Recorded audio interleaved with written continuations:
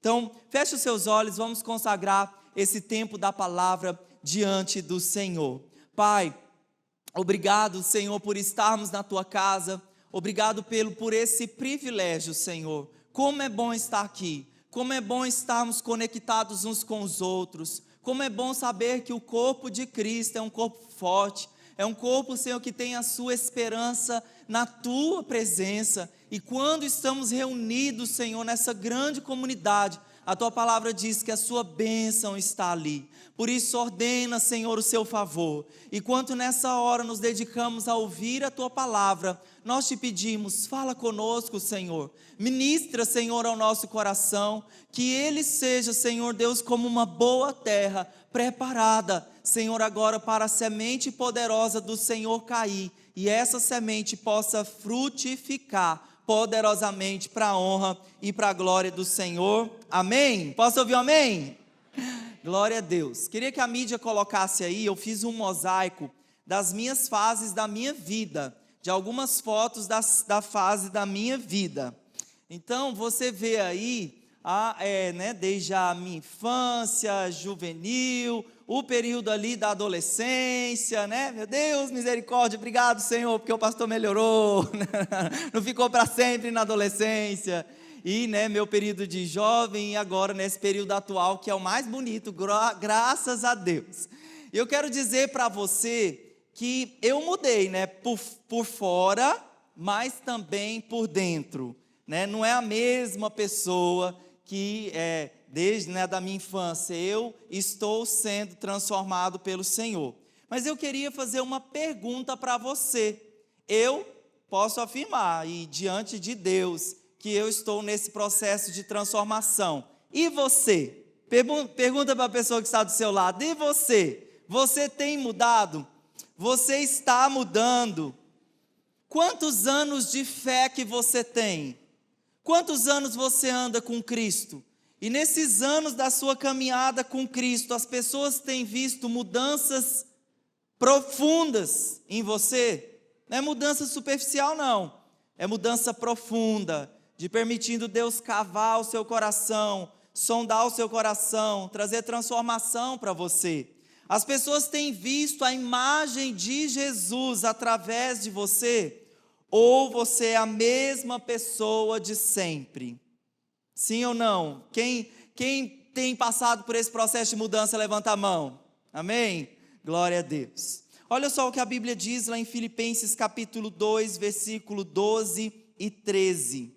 A Bíblia diz: assim, meus amados, como sempre vos obedeceram, ponham em ação, repita comigo, ponham em ação a salvação de vocês com temor e tremor, pois é Deus quem efetua em vocês tanto o querer quanto o realizar de acordo com a vontade dele. Então esse texto diz aqui, uma das palavras-chave aqui desse texto diz: ponham em ação a salvação de vocês com temor e tremor. O que significa isso? A sua salvação, a nossa salvação deve ser desenvolvida. E não é no sentido de que a salvação está em você, você por você mesmo pode se salvar. Por que não? Só Jesus ele pode fazer isso. Só Jesus é o único caminho de volta a Deus. Só Jesus ele tem esse poder de nos salvar. Mas esse contexto aqui desse desenvolvimento de salvação é o que eu sempre falo aqui.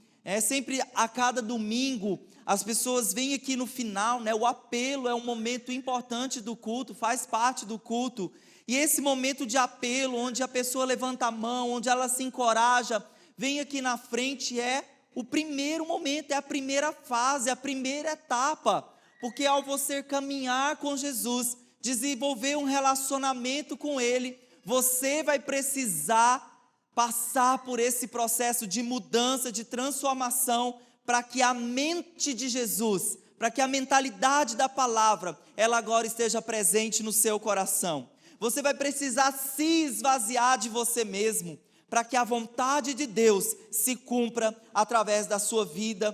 Por isso, esse alvo da salvação, de pôr em ação a nossa salvação. Porque quanto mais nós mergulharmos na palavra, quanto mais nós sermos profundos na palavra, mais nós vamos encontrar solução para os pecados, para os vícios que tantas vezes nos aprisionam. Ao invés de nós ficarmos ignorando ou até mesmo se conformando com o estado doentio, se conformando com o pecado na nossa vida. Então, pôr em ação a salvação de vocês significa dizer que o seu caráter, que o nosso caráter fala muito daquilo que você pensa, daquilo que você fala e daquilo que você faz. Diga assim comigo: daquilo que eu penso, daquilo que eu falo, daquilo que eu faço. Então, o seu caráter precisa ser desenvolvido no padrão de Jesus, da forma como Jesus fala, da forma como Jesus pensa, da forma como o nosso Senhor age. E como que Deus trabalha em nós? Através dos tratamentos. Diga assim comigo: tratamento. Então hoje meu irmão falou assim: quando é que essa série vai acabar? Não aguento mais ouvir sobre tratamento, está doendo demais. Olha meu irmão falando isso. Então nós estamos nessa série, né, de tratamentos, né? Nós já falamos que os tratamentos eles são tanto voluntários como involuntários, e eles são realizados através de provas que Deus aplica em nós, né? Lá em Gênesis 22 a Bíblia diz: Deus colocou Abraão à prova. Então as provas elas são do Senhor e elas vêm do Senhor para quê? Para nos aperfeiçoar, para nos transformar, para que a beleza de Jesus seja encontrada em nós. E eu quero a beleza de Jesus. Eu não sei você, mas eu quero a beleza de Cristo. Eu quero a formosura, eu quero o caráter, eu quero a verdade, eu quero andar de acordo com a vontade de Deus. Olha só o que está escrito lá em Gênesis capítulo 3, no versículo 8. Quando ouviram a voz do Senhor Deus, que andava no jardim pela viração do dia, esconderam-se da presença de Deus, o homem e a mulher, por entre as árvores do jardim. Então você viu aqui que quando Adão e Eva, eles pecam, o primeiro comportamento deles foi se esconder do Senhor, porque eles sabiam que eles tinham pecado contra Deus. Então esconder é ocultar, esconder é cobrir, esconder é encobrir o assunto. Enquanto a Bíblia, né, a palavra revelação, ela significa tirar a tampa. Sabe quando você chega brocado em casa e vai olhar o que tem lá no fogão e você tira a tampa para ver o que tem lá de comida, né, de gostoso? Revelar é isso, mas é isso que Deus ele faz, né, através dos tratamentos, retirando a tampa para expor, para revelar, para tirar de lá de dentro toda a maldade, tudo aquilo que nós estamos escondendo, porque o homem é bom de esconder, sim ou não? Mas Deus também é bom de revelar, de trazer para fora e de tratar. Então nós vamos falar hoje de mais 2 processos dolorosos. Ô pastor, domingo que vem capricha na palavra da bênção, vamos esforçar. Mas hoje ainda eu preciso descer um pouquinho de taca, com muito amor e carinho. Então todo esse processo de tratamento, ele é doloroso, mas ele é necessário. Diga assim comigo: os tratamentos são dolorosos, mas eles são necessários. Então vou falar sobre o deserto e sobre o processo de transformação. Então nosso primeiro ponto aqui, o deserto. Então fisicamente, quem aqui já foi lá no Jalapão, né? Quase ninguém, porque tocantinense não vai lá mesmo, né? Mais o povo que vem de fora. Mas lá no Jalapão, né, que é um mini deserto, né? E o que tem no deserto? Né? No deserto tem altas temperaturas. De dia, um calor insuportável. De noite, uma noite assim tão fria. E no deserto não tem muito atrativo. Tanto é que quando você vai no Jalapão, você vai lá, tira sua selfie e partiu, vaza de lá. Porque não tem tanto atrativo para lá, a não ser aquela linda paisagem. Mas ninguém fica lá, ninguém mora lá. E o deserto então fala desse lugar de transição. Quantos de vocês já fizeram essa pergunta? O que eu fiz para estar passando por esse deserto, Senhor?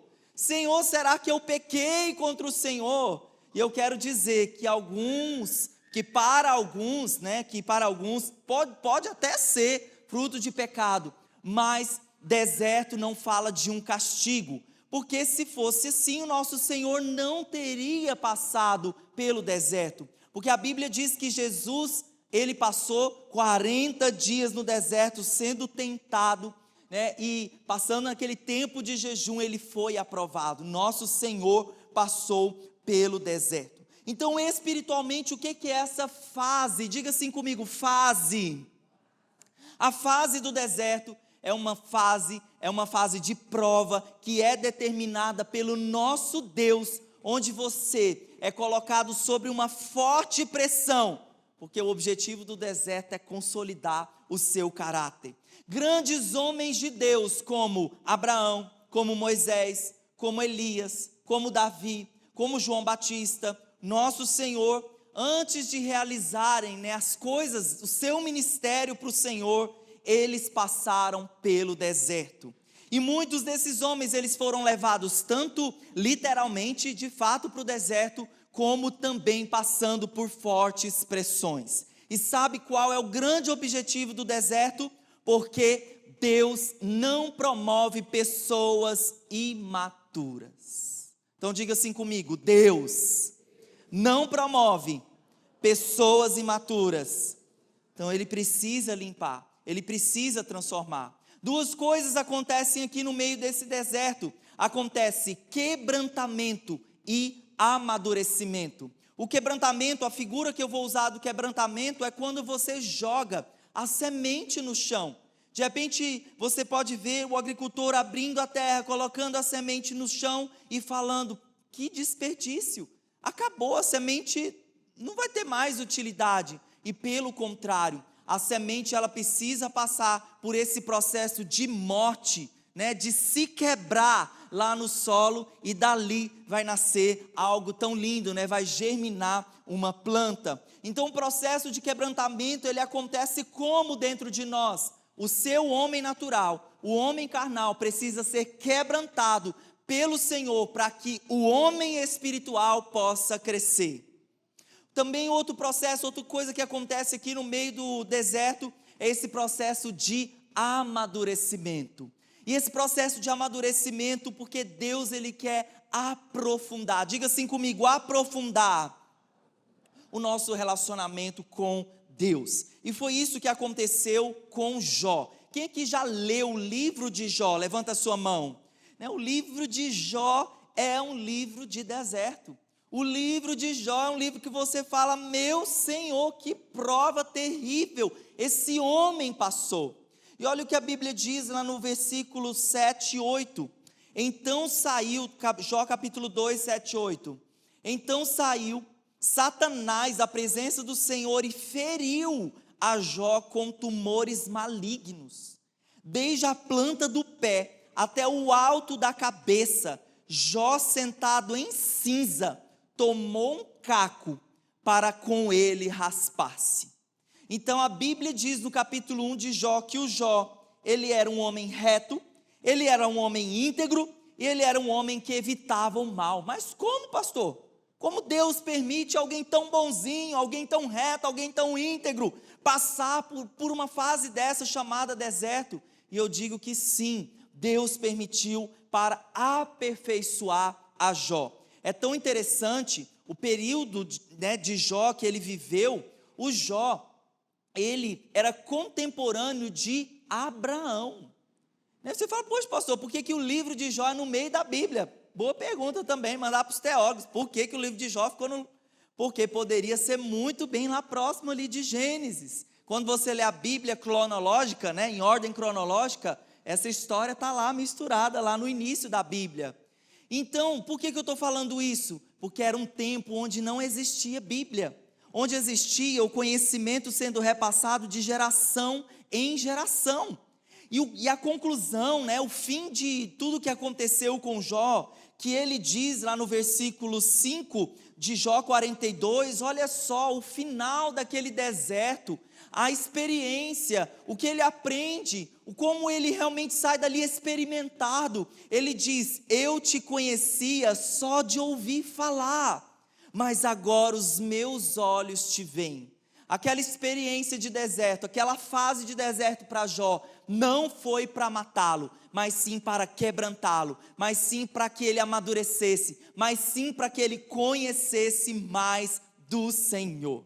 E eu gostaria de falar 3 tempos aqui importantes do tempo de deserto. O deserto, ele fala de um tempo de pressão, diga assim comigo, pressão. O deserto fala de um tempo de solidão, diga comigo, solidão. E o deserto fala de um lugar de esgotamento da nossa alma. Então, em primeiro lugar aqui, o deserto é um tempo de pressão. Em tempos de pressão, você é conhecido. Quem é você é conhecido em tempos de pressão. Eu me lembro na época que eu era piloto de moto, eu tinha minha motinha, estava atravessando uma rotatória, e aí eu lá, né, certinho, e aí uma abençoada vem e encosta no meu pneu. E o que aconteceu? A pessoa de trás, geralmente quando acontece com bicicleta, quem cai? A mulher. Ela encostou no meu pneu e ela caiu. E quando aquela mulher caiu lá no chão, bateu lá a cabeça, eu fiquei desesperado, porque ela ficou desacordada. Meus irmãos, pastor de vocês, não chame ele para resolver pressão, chama o Rogério, esse aqui é excelente para pressão. O pastor não sabia se era um 91, 92, 93, 94, 95 para ligar, porque realmente em pressão, eu não sou muito assim de lidar com pressão. E meus irmãos, esse tempo de pressão é o momento onde as nossas máscaras caem, quem nós somos mesmo, a nossa aparência, ela é vista. Quantos de nós no tempo da pandemia, aquilo que as pessoas eram foi revelado, porque o tempo da pandemia foi um tempo de um grande deserto. Então, nesse tempo de pressão, nós somos conhecidos não somente pelas nossas ações, mas também pela forma como nós reagimos, e as nossas motivações, elas são conhecidas nesse tempo. E tem uma frase que diz que a pressão gera poder. Diga assim comigo, a pressão gera poder. E aí, o exemplo disso é a panela de pressão. Então você vai lá cozinhar, né, uma carne, né? Hoje de manhã usamos a ilustração aqui do chambari, né, o chambari no grau, o chambari, e aí aquela carne, né, naquele estado ainda de carne mesmo, né, ainda com sangue, ainda em estado cru, né? Então, a carne, para virar aquela comida deliciosa, ela precisa ser colocada dentro da panela de pressão. Liga a panela, né, coloca lá em alta temperatura, e aquela carne que estava crua, depois do processo, ela se torna uma carne palatável, gostosa, né, de ser digerida. Então, a pressão com que aquela carne enfrenta para que ela seja transformada é o mesmo tipo de pressão que também os desertos eles geram em nós. É para quê? Para sermos transformados, para sermos mudados pelo Senhor. Essa pressão também ela gera intimidade, porque como a carne ela está naquele estado cru, cômodo, ela está cômoda naquele estado, mas quando a pressão vem sobre ela é transformada, ela sai da zona de conforto dela, para que ela sirva de alimento para mim e para você. A pressão ela gera intimidade, para nós buscarmos mais a Deus, para conhecermos a Deus mais profundamente, e também para nós nos conhecermos mais a nós mesmos. Então, o Davi, né, ele disse lá em Salmo 139, versículo 23 e 24, olha o que Davi disse, sabe por quê? Porque nós falamos tanto dessa coisa de autoconhecimento, você precisa se conhecer, e eu digo para você que há pontos cegos, há áreas na sua vida que você nem as outras pessoas ao seu redor vão ver, né? Você não tem esse poder de se autoconhecer por completo, porque só Deus, Ele tem esse poder de conhecer e de ver os nossos pontos cegos. O Davi, ele disse, porque a Bíblia fala, né, que o nosso coração é enganoso, mais do que todas as outras coisas corruptível. Quem o conhecerá? Quem conhecerá o coração corruptível? Só o Senhor. E Davi fez essa oração, e a oração para que o Senhor tire mesmo a tampa da sua vida. Oração de Davi: sonda-me, ó Deus, e conhece o meu coração. Prova-me e conhece as minhas inquietações. Vê se há em minha conduta algo que te ofende e dirige-me pelo caminho eterno. Você pode começar o seu tempo de confissão com esse texto, orando a palavra, dizendo: Deus, o Senhor que conhece os meus pontos cegos, o Senhor que me conhece de verdade por completo, mostra-me os caminhos, as condutas que ofendem o teu coração. E foi isso que o Davi ele fez diante do Senhor. Em outro texto, Davi falou, Salmo 19:12, quem há que possa discernir as próprias faltas? Absolve-me das que me são ocultas. Então, nesse tempo, o tempo de deserto de Jó, ele conheceu mais o Senhor.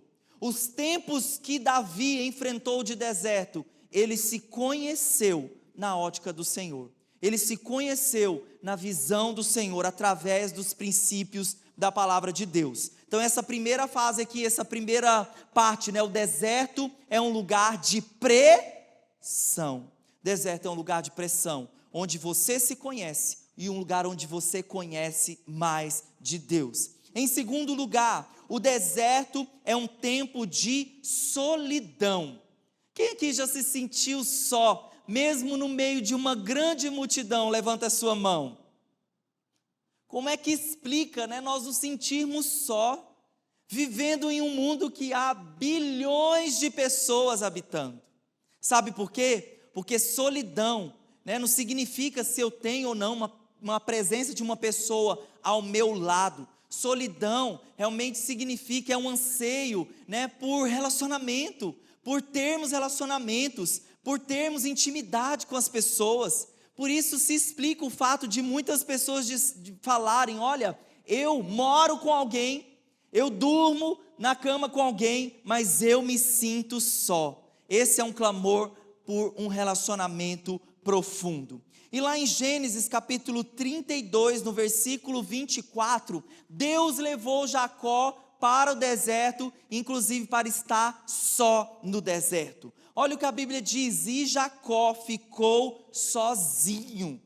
Então veio um homem que se pôs a lutar com ele até o amanhecer. Então, no tratamento aqui da vida de Jó, desse grande homem de Deus, no momento onde ele fica sozinho, onde ele fica a sós com o Senhor, no tempo onde mesmo Jó disse: eu vi Deus no meu deserto, face a face. Esse tempo de solidão de Jacó e o Senhor foi muito decisivo para confrontar a Jacó. Então Jacó, ele carregava um perfil de um homem enganador, O Jacó enganou seu pai, enganou seu irmão, queria enganar Labão. E nesse seu período de deserto aqui, onde ele ficou sozinho com o Senhor, a Bíblia diz que apareceu um homem para lutar com ele. Apareceu um homem, a Bíblia diz que o Jacó, ele lutou bravamente com esse homem. Eu não gosto de luta de MMA, de xing-ling, não sei o que lá que tem por aí, Mas é talvez uma luta como essa, Então ele ali lutando com aquele homem. E a Bíblia diz que ele lutou bravamente. Deus estava tratando o coração do Jacó. Então aquele homem que lutava com ele, porque via Jacó mesmo perseverando ali, aquele homem toca a articulação da sua coxa e o fere. E eu queria dizer para você, porque esse homem aqui, é uma ilustração daquilo que era uma luta com Deus. Eu quero dizer para você, se você lutar com Deus, quem vai ganhar, você ou Deus? Com certeza o Senhor vai prevalecer. E aí depois dessa situação onde Jacó, ele é aqui marcado, no seu corpo por aquele homem, a Bíblia diz que Jacó, olha, mesmo lutando, prevalecendo, aquele homem pergunta: qual é o seu nome? E o nome de Jacó significava enganador. Ali era um momento onde Jacó estava reconhecendo quem ele era. E aquele homem diz, né, a bênção que o Jacó pediu, a bênção foi: a partir de hoje, o seu nome não será mais Jacó, o seu nome será Israel. Sabe o que significa Israel? Deus prevalece. Diga assim comigo: Deus prevalece. Então, nesse momento aqui que Jacó estava a sós com Deus, foi um momento de chave, de mudança, de virada de chave para a transformação de Jacó, porque um novo homem nasce. E eu queria dizer para você que no seu deserto, Deus vai prevalecer. Não vai ser a sua vontade, não vai ser o seu querer. Ah, Deus, alivia um pouquinho aqui para mim, está muito puxado. Deus, Ele vai prevalecer. E Deus, meus queridos, Ele permite esse tempo de solidão para frustrar tantas vezes a expectativa que nós temos nas pessoas. Talvez você já falou assim: no momento que eu mais precisava de ajuda, de conselho, eu liguei para o pastor, o meu líder, e o meu líder não me atendeu. Sabe por quê? Porque vem de Deus isso, para que a sua dependência não esteja no conselho do homem, para que a sua dependência esteja no Senhor, para que você busque o Senhor, para que você busque a face de Deus. Não tem problema, conselho, é bíblico inclusive, mas sabe, essa coisa da gente estar tão assim, né, enraizado nas pessoas, nas coisas, no dinheiro, sendo que Deus, Ele é a fonte primária da nossa vida, Ele é a fonte de todas as coisas. E tenho certeza que Deus, Ele nunca vai decepcionar o seu coração. Amém ou não amém? Talvez o pastor ligou para o pastor e não te atendeu, mas olha, Deus, Ele jamais vai te decepcionar. Olha só o que Deus disse lá em Deuteronômio 8:2, e você vai dizer um amém para o pastor beber uma água. Olha só o que Deus falou sobre o deserto em Deuteronômio 8:2. Lembre-se de como o Senhor, o seu Deus, os conduziu por todo o caminho no deserto, durante esses 40 anos, para humilhá-los, colocá-los à prova, a fim de conhecer as suas intenções, se iriam obedecer aos mandamentos ou não. Então quero dizer para você, o deserto, ele vem do Senhor. E nesse tempo de deserto, o Senhor vai trazer esse processo de humilhação, esse processo de nos trazer à prova, porque o intuito disso é que a obediência seja revelada no nosso coração, porque você obedeça a Ele. Então essa solidão, esse tempo de solidão no deserto, é uma forma de realmente de Deus atrair a sua atenção. Então nós já falamos aqui que deserto é um tempo de pressão. Mais uma vez, deserto é um tempo de deserto também é um tempo de solidão. E em terceiro lugar aqui, o deserto é um lugar de esgotamento da alma. Algumas vezes aqui, quando a igreja está aberta durante a semana e a porta da igreja fica aberta, já aconteceu aqui de entrar passarinho aqui dentro e ficar voando. E uma dessas vezes foi até antes de um culto. E aí, né, eu chamei Patrick, o seu Orivaldo, né, vamos apartar o passarinho de dentro da igreja, porque tem uma coisa que passa um bichinho, passa uma mosca que na hora da pregação todo mundo olha para a mosca. Então imagine um passarinho, ninguém ia prestar atenção no pastor. E aí eu chamei eles para a gente apartar o passarinho de dentro aqui da igreja. E aí o passarinho, gente, ele vinha assim, ele vinha na força, né, que ele está no gás, e ele batia nesses vidros, para um lado, pô, e caía. E aí recuperava a força e batia de um lado para o outro. E aí nós íamos lá tentar ficar de um lado para o outro, apartando, pegando um pano, jogando para ver se a gente conseguia pegar o passarinho. Mas de repente, nós falamos, não damos conta, né? Não temos asa, né, para ficar navegando aí atrás do passarinho. Deixamos o passarinho esgotar completamente as forças dele. Acredite, eu peguei depois o passarinho na mão e levei ele lá para fora e ele voltou a viver. E é assim que Deus, Ele está fazendo conosco. Ele está aguardando que você esgote completamente seus recursos, as suas forças, a sua forma de fazer, para que Ele venha e seja o seu Salvador. Eu posso ouvir um amém? Então as nossas forças, elas vão ser esgotadas nesse período de deserto. Tanto se fala também sobre a autoconfiança. Seja autoconfiante. E eu queria dizer para você que você vai precisar se esvaziar dessa autoconfiança para que Deus prevaleça no seu deserto.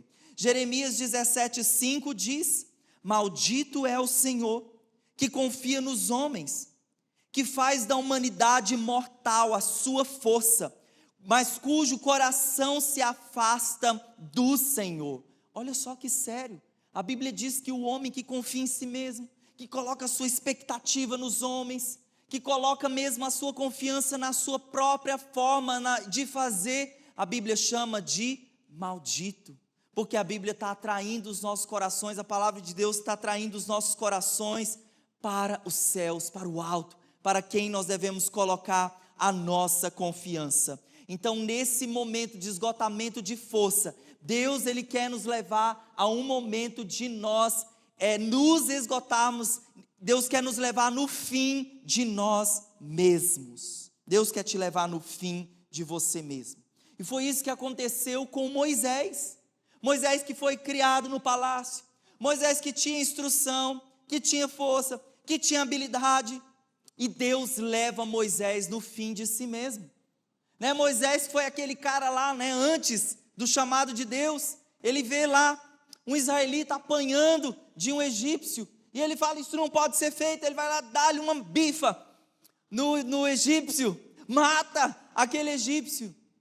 Ele comete um crime e ele tem que sair correndo desesperado, porque ele fez da forma dele e não da forma do Senhor. E anos depois, onde Deus chamando Moisés, falando, eu quero que você seja o meu libertador, para libertar o meu povo do Egito. Moisés, ele diz ali para Deus, Deus envia outro. Deus, eu não dou conta. Deus, eu não sei falar, eu não sei o que fazer. Envia outro, Senhor. Aí é esse momento de esgotamento completo de quem nós somos, que Deus diz para Moisés, pode vir, pode ir, agora você está pronto. Agora você está no lugar de dependência. Agora os seus recursos se esgotaram completamente. E a Bíblia diz que o Moisés se transforma. O deserto transforma aquele homem no homem mais manso da terra. Isaías capítulo 40, versículo 31, diz que aqueles que esperam no Senhor renovam as suas forças. Vamos dizer juntos esse texto? Vamos lá? Mas os que esperam no Senhor renovam as suas forças. Essa é a nossa fonte. Não é nós mesmos, não são nas coisas, não são nos relacionamentos. Deus, Ele é a nossa força. Porque Deus, Ele quer nos aperfeiçoar nos nossos momentos. A Bíblia fala, que Deus nos aperfeiçoa no meio das nossas fraquezas. Em meio às nossas fraquezas. Então pense que Deus usou Moisés, agora não precisava mais ficar matando as pessoas. Deus usava ele de forma sobrenatural, usou ele de forma sobrenatural ali através das pragas. Quando o mar se abre, as coisas sobrenaturais que eles passaram no deserto, porque Deus demonstrou o seu poder em meio às fraquezas de Moisés. Então Deus levou Moisés ao fim de si mesmo. Então esses 3 tempos do deserto, vamos recordar aqui, o deserto é um tempo de pressão. Em segundo lugar, o deserto é um tempo de solidão. E é um tempo de esgotamento da nossa alma. E pastor, tá bom, eu estou convencido de que eu vou passar pelo deserto. Ou eu já passei, ou eu estou passando, ou eu vou passar ainda pelo deserto. Então eu quero saber aí, pastor, para mim me programar, existem pessoas que são, programadinha, agenda, tipo eu. Então para esses eles ficam em crise nesse momento aqui. Quanto tempo vai ser de deserto? O tempo dos desertos, ele é o tempo da nossa resposta. A resposta que você vai dar a esse tempo de Deus. As nossas atitudes determinam a duração e a intensidade no deserto. Então Jesus, ele demorou 40 dias de deserto. Já o povo de Deus, lá no deserto, eles demoraram 40 anos. Porque o deserto de Jesus foi breve, Porque 40 dias não é tão breve, de jejum, sendo tentado. Porque Jesus estava disponível, disposto a obedecer a Deus. E por que que o povo de Deus passou 40 anos no deserto e muitos deles morreram no deserto? Ou seja, eternamente estão no deserto ainda. Por quê? Porque no momento de deserto deles, eles reclamaram, eles murmuraram, eles criticaram, eles só ficaram ali realmente zombando do Senhor e dos tratamentos de Deus. Então, meu querido, você não pode escolher se você vai passar ou não pelo deserto, mas você pode escolher quanto tempo você vai ficar ali, de acordo com a sua resposta, a resposta que você vai dar em meio aos desertos. Eu posso ouvir um amém? Tiago capítulo 1, versículo 2 e 3 fala também da atitude que eu devo ter, como eu devo me sentir no meio de uma provação, de um deserto. Meus irmãos, considerem motivo de grande alegria o fato de passarem por diversas provações, pois vocês sabem que a prova da sua fé produz perseverança, e a perseverança deve ter ação completa, a fim de que vocês sejam maduros e íntegros, sem que lhes falte a você coisa alguma. Então quero dizer para você, a forma como você passa pelo deserto, é como diz a música, Vou passando pela prova, dando glória a Deus, dando glória a Deus, dando glória a Deus, com alegria, júbilo, obrigado Senhor, porque eu sei que nesse tempo o Senhor está me transformando. Então esse primeiro ponto aqui, o deserto. E o segundo tratamento agora, diga comigo, transformação. Mais uma vez agora com fé mesmo, com fé de crente pentecostal. Vamos lá, transformação. Amém, glória a Deus. Então você vai ter que soltar um passarinho aqui para esse povo acordar um pouquinho ou não? 2 Coríntios 3,18.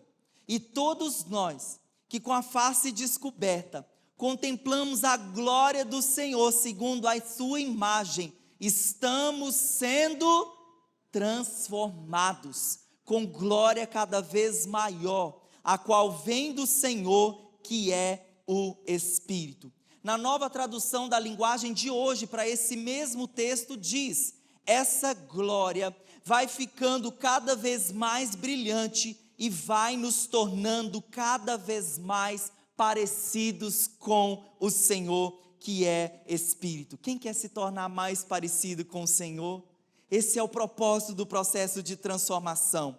E esse período de transformação, essa palavra transformar, ela no grego é a palavra para metamorfos. Essa palavra metamorfos significa mudança completa de um formato em outro. Então é uma mudança que é realmente considerável no caráter de alguém. Então eu queria colocar aqui, porque cientificamente, metamorfos também faz alusão ao processo de transformação da lagarta na borboleta. Então pode colocar a foto aí que eu tirei lá na chácara. Rapaz, eu tirei essa foto lá na chácara. Demorou tirar essa foto aí, ó. Queridos, essa palavra metamorfos, ela realmente fala desse processo de metamorfose. Tem até uma música, Sei que lá, não sei, da metamorfose ambulante, não sei o que lá,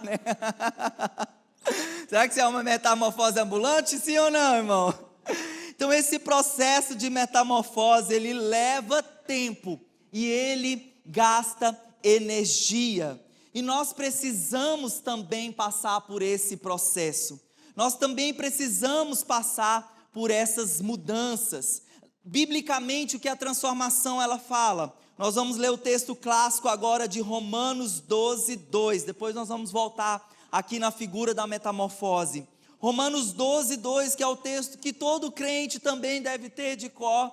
A Bíblia diz: não se moldem ao padrão desse mundo, mas transformem-se pela renovação da sua mente, para que sejam capazes de experimentar e comprovar a boa, agradável e perfeita vontade de Deus. Eu gosto que os textos, eles sempre vêm tão completo, eles mostram-lhe a bênção no final, mas no início eles falam aquilo que nós vamos ter que fazer para chegar lá na bênção. E o texto ele diz: transformem-se. E esse mesmo texto, essa mesma palavra que aparece lá no texto que nós lemos de 1 Coríntios, essa palavra transformem-se, na Almeida Corrigida, é a palavra transformai-vos. O que significa isso daqui? A Bíblia não está dizendo para você o seguinte, você quer transformação? Deus vai colocar como, lá em casa, para o menino beber o remédio, a gente tem que virar o menino, abrir a boca do menino, colocar o remédio de goela abaixo para o Daniel tomar. Mas não é isso esse não é o processo de transformação que Deus quer fazer, não. Não é goela, não é forçado, não. É o processo onde você permite, com o auxílio do Espírito Santo, com a amizade de Jesus, a ser transformado por Ele. Então Deus, Ele não vai fazer isso de forçado para você. Você que vai dizer, transformai-vos, transformai-vos, transformai-vos. Amém? Vira para a pessoa que está do seu lado e fala, transformai-vos. Deixa Deus fazer, deixa Deus operar. E essa transformação, essa mudança de mentalidade, ali nele texto ele fala renovação da mente. Então assim, olha, eu sempre oro, peço para o Espírito Santo, Senhor, eu tenho a mente de Cristo, eu quero a mente de Cristo, eu quero pensar biblicamente. O versículo 1 desse mesmo texto diz como isso acontece, como esse processo acontece. Ele diz, se ofereçam em sacrifício vivo, santo e agradável a Deus, que é o culto racional de vocês. Essa palavra sacrifício realmente significa morte, mas um sacrifício vivo. Aí na Bíblia que eu estudo, para ministrar, o Lawrence e o Richards, ele diz, olha só o que ele fala sobre o sacrifício vivo. Deus não quer que morramos por Ele, mas quer que vivamos diariamente por eles. Então é a vida de Jesus. Mas para Jesus viver em sua vida, alguém vai precisar morrer. A vontade de alguém vai precisar prevalecer. E melhor que seja a vontade do nosso Senhor. O apóstolo Paulo diz, Gálatas 2:20, logo, já não sou eu quem vive, mas Cristo vive em mim. Então o apóstolo Paulo, que foi de perseguidor e muito conhecedor da lei, o apóstolo Paulo, no seu processo de metamorfose, de transformação, ele é transformado em um homem agora perseguido pelo evangelho, mas tão cheio da revelação, da verdade da palavra de Deus. A maior porcentagem do Novo Testamento que está em suas mãos foi o apóstolo Paulo escrevendo no auxílio do Espírito Santo. Então esse homem, porque ele dizia, não mais eu vivo, Cristo vive em mim, a vida que eu vivo no corpo, agora eu vivo ela pela fé em Cristo Jesus. Pode colocar de novo aí na foto da metamorfose, nesse processo da metamorfose, que a lagarta, o que a lagarta ela fala? A lagarta fala da nossa natureza caída. Quem aqui já pegou uma lagarta e a lagarta te queimou? Levanta a mão. Quem aqui já? Tem pessoas ali, Então esse negócio, a lagarta não é um bichinho para ficar ali amansando, A lagarta, ela fala da nossa natureza caída. E a lagarta, ela passa por esse processo, de casulo, também chamado de pupa, onde ela se fecha e ali dentro ela se reveste de outro, nesse processo de transformação, passando de lagarta para uma linda borboleta. E esse é o processo que Deus ele faz em nós, o processo onde você se reveste de você, onde você diz, não mais eu vivo, Cristo vive em mim, eu vivo a minha vida por Jesus, para Jesus, eu quero Jesus, onde você realmente se reveste a cada dia da velha criatura, para que a nova criatura em Cristo Jesus seja vista e reconhecida em você. Então esse processo chama renúncia voluntária. Renúncia voluntária, diga assim comigo, renúncia voluntária.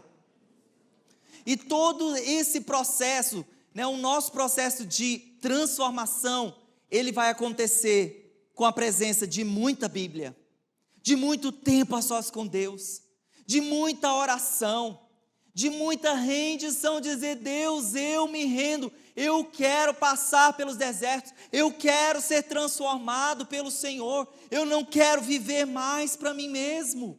Vai ser necessário confessar, expor para alguém, inclusive nessa semana na nossa célula, porque lá na nossa célula nós estamos falando dos tratamentos, não estamos fugindo para fazer comunhão não, viu irmão?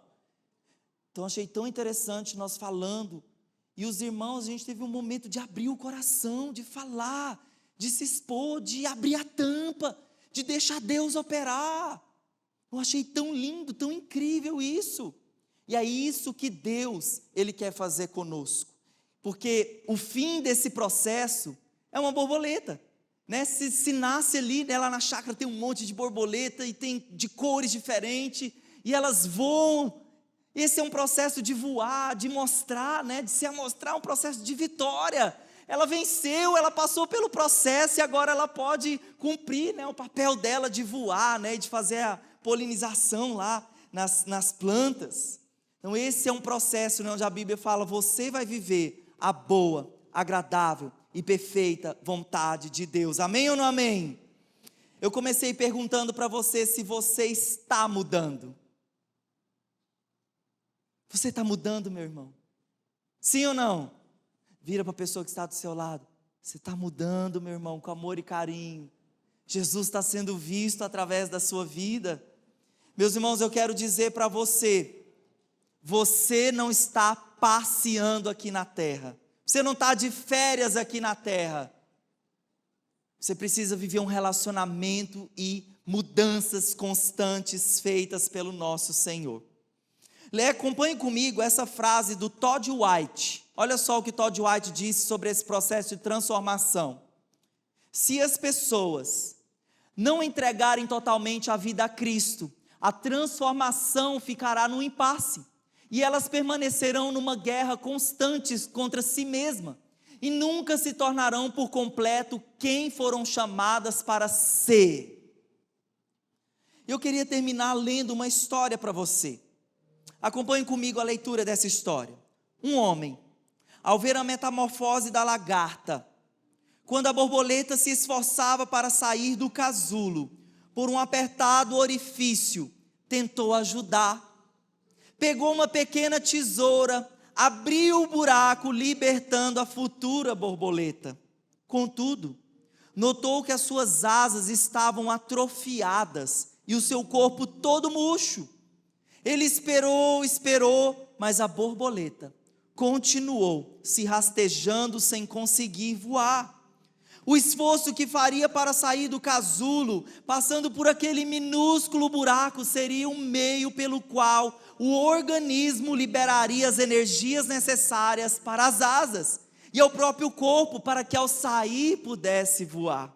Ela precisava passar por aquele minúsculo caminho para que a transformação de lagarta em borboleta e a consequente libertação do casulo pudesse acontecer.